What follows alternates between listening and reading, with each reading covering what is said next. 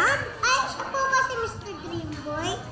Hindi, si Mr. Dreamboy, si Mr. Snafu Rigor. Siya yung gumawa ng kanta na Mr. Dreamboy. Yan ang ka-love team ko, si Romnick Sarmenta. Yun ay nung teenager pa ako.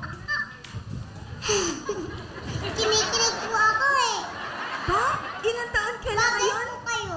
Maraming salamat. Kaya lang, syempre, Ba't di po kayo nagkatuluyan?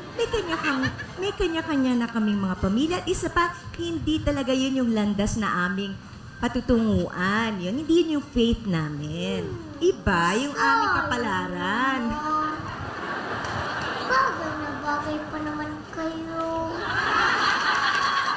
Alam mo, hindi lang ikaw ang nasasad. Maraming mga fans namin din ang sad. Pero syempre, ako naman, hindi ako pwedeng maging sad. Kasi kung kaming dalawa nagkatuluyan, di wala akong Ashley ngayon. Di ba? Oo nga po.